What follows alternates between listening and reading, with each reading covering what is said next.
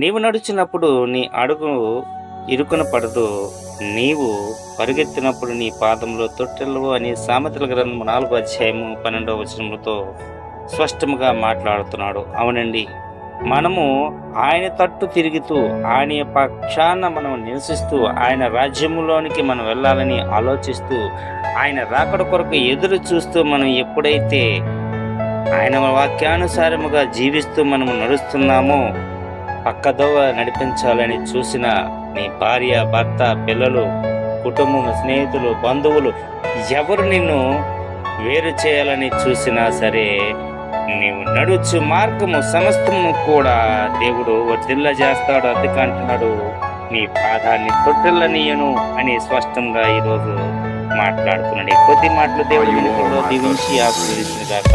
Amen. God bless you.